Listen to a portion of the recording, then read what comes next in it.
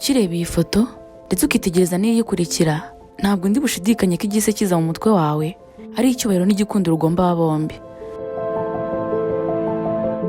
Uyu yitwa Ange Kagame, umukobwa wa nyakubahwa perezida w'u Rwanda Paul Kagame, akaba umukobwa umwe rukumbi muri uyu muryango wubashywe kuruta indi yose mu Rwanda. Uyu we yitwa Bertrand Ngiyingoma cyangwa se umukwe w'igihugu, umuhanga mu bya siyanse ndetse n'imiturire n'imyubakire ku buryo bugezweho. Uyu ni nawe wasabye akanakwa Ange Kagame mu myaka 6 itambutse.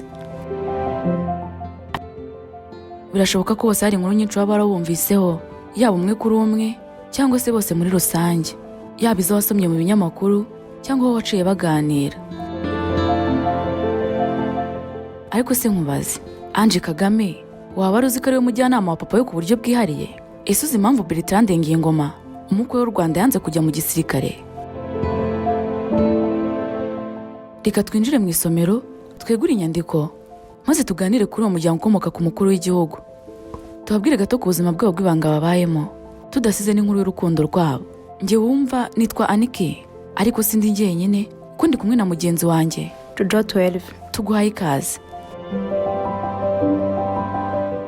Nguhaye ikaze nanone. Bertrand Ngiyingoma n'umufasha we Ange Kagame nibo turi kuvugaho uyu munsi. Aba bakaba bamaranye imyaka irenga 6 babana nk'umugore n'umugabo, ariko kandi kuri bakaba bafitanye abana 2. Reka ngusubize inyuma gato mbere y'uko aba bahura, buri wese ugira icyo umumenyaho. Reka duhere kuri Ange Kagame.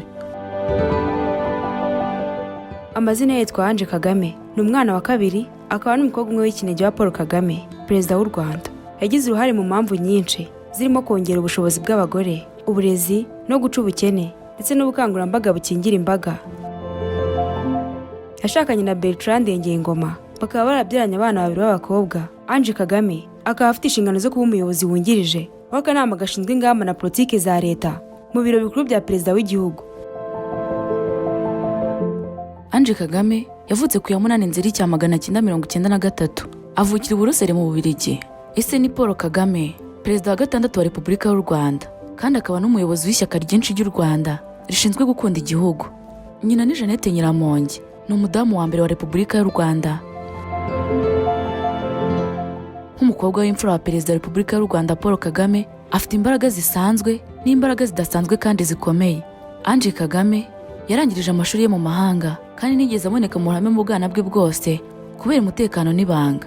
Yize mu ishuri ryigenga riherereye Wellesley muri Amerika. Yize muri Smith College, aho yize ibijyanye na siyansi ya politike hamwe n'ibindi bijyanye no kwiga ibijyanye na Afurika. Afite kandi masters mu bibazo mpuzamahanga yakuye muri kaminuza ya Columbia. Ange Kagame ashobora kuvuga indimi 3: Icyongereza, Ikinyarwanda n'Igifaransa. Muri 2014, Ange Kagame yerekeje se muri White House gusanya n'uwahoze ari perezida Barack Obama. Iri funguro ryari mu nama y'iminsi 3 y'abayobozi ba Amerika, Afurika y'abayobozi bateranye muri Kanama uwo mwaka, aho abayobozi b'ibihugu byinshi bya Afurika bahuye kugira ngo baganire ku bucuruzi, ishoramari n'umutekano by'umugabane. Ange Kagame ni umwana wa 2 mukuru, ufite n'abandi bavandimwe 3: Ivan Cyomoro Kagame, Ian Kagame na Brian Kagame. Ni umufana wa basketball n'umupira w'amaguru. Akurikirana Boston na Arsenal. Ku ya 6 Nyakanga 2019 mu kigo cyitwa Intare Conference Center i Kigali, Ange Kagame yashakanye na Bertrand Ngiyingoma. Umukobwa wa perezida wa Repubulika y'u Rwanda Paul Kagame mu mwaka wa 2019 yasoje amasomo y'icyiciro cya 3 cya kaminuza mu ishuri rya kaminuza rya Columbia ryigisha iby'imibanire n'amahanga n'imiyoborere.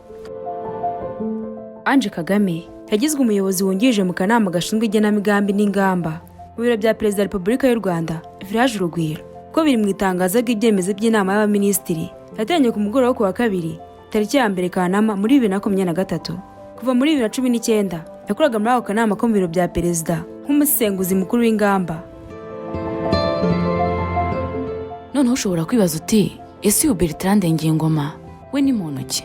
Ubundi uyu Bertrand Ngiyingoma wakunze kwita Billy, wasabye akanakwa Ange Kagame, yakuriye i Kigali mu Rwanda, ari nawe yatangiriye ubuzima bw'ishuri ku nshuro ye ya mbere akandagira mu cyumba cy'ishuri. Uyu musore ni umuhereza umuryango w'abana 5 bavuga ku mugabo wikorera ku giti cye uzwi nka Cyril Ngiyingoma. Bertrand Ngiyingoma kuva akiri umwana muto yaranzwe no kugira ishyaka ryo kwiga, ndetse akenshi mu mihigo ye iyo yaganiraga na bagenzi be yagaragaraga ko afite intego zo kuziga muri Leta Zunze Ubumwe za Amerika, akagira ikirenge mu cy'abakuru be barangirije amasomo yabo muri kaminuza ya Charter. Urugendo rwe rwo kwiga yaruhereye mu Rwanda mu ishuri ry'abiri riri mu mujyi wa Kigali mu gihe kingana n'imyaka 13. Nyuma yaho yaje kugira imbamutima mu isomo ryo kwiga ibijyanye na siyanse, yifuza ko ari nabyo yakomeza kwiga muri kaminuza.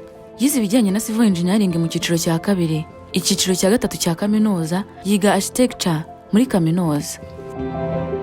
Ndengiyingoma yabaye umuyobozi wungirije cyangwa se vice perezida muri kaminuza yigagamo, avugira abanyeshuri bari bayirimo barenga 4,000. Bertrand Ndengiyingoma yarangije icyiciro cya kabiri cya kaminuza yigagamo ibijyanye na civil engineering, ari nabwo uyu musore ubwo yagarukaga mu Rwanda. Amaze kurangiza amasomo yatangiye ibikorwa byo gushaka uburyo yateza imbere umujyi we no kuwuboneza nk'uko abifitiye impamyabumenyi mu bya urban planning. Ndengiyingoma akomeje ibikorwa byo guteza imbere imyubakire ku mugabane wa Afurika no guhanga uburyo bushya bwakwifashishwa mu kuboneza imijyi habayeho kwegeranya inyubako. Yasabye na kwa Ange Kagame nyuma y'igihe kirekire havugwa amakuru y'uko aba bombi bakundana. Bivuga ko bombi bahuriye muri Leta Zunze Ubumwe za Amerika. Ikindi kandi wamenya kuri uyu muryango warirwa mu matunzi agatubutse, nubwo ubutunzi bwa bombi kenshi budapfa kumenyekana ko bwinshi bugirwa ibanga. Haba hari n'andi makuru avuga ko Bertrand Ndengiyingoma imitungo ye myinshi iba hanze, nubwo nawe ufite amakuru ahagije. Ngayo nguko rero ngubwo ubuzima bwihariye bw'uyu muryango ukomoka ku mukuru w'igihugu, ukagira umwihariko wo ibikorwa byabo byose akenshi bidakunda kujya hanze mu rwego rw'umutekano wawo. Uyu kandi nawo musozo w'iki kiganiro cyacu, nkushimira ko waduteze yombi.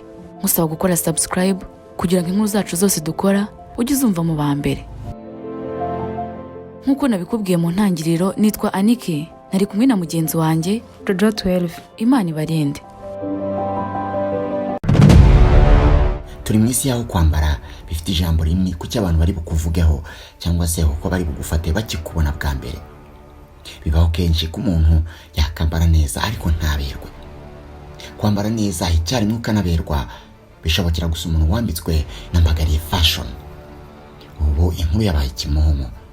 Tudoda imyenda y'ubwoko bwose, yaba y'abagabo, y'abagore, y'abana n'izindi ngeri zose. Umwihariko wacu turaba mbere mu kudoda costume nziza cyane, umwenda wambara ukubonye wese agakoma yombi. Si ibyo gusa kuko namwe abakeneye impuzankano uniform, ibyo ni ibintu tuzobereyemo cyane. Tudodera ibigo by'abanyeshuri, abashinzwe umutekano, amaresitora, amahoteli n'abandi mwese mukeneye impuzankano, byose tukabikora mu mabara na size mwahisemo. Ibiciro byo ntibibakange, ni nk'ubuntu. Akarusho kandi twigisha kudoda. Dufite abarimu b'inzobere ku buryo umunyeshuri wigiye muri mbagariye fashion mu gihe gito gusa aba ari intyoza ku isoko ry'umurimo. Dufite kandi dry cleaner ifura imyenda y'ubwoko bwose, ntidukangwa n'ibizinga. Uyize uyaza rero dusanga aho dukorera Kicukiro Zimya cyangwa duhamagare kuri izo nimero ziri kuri screen yawe.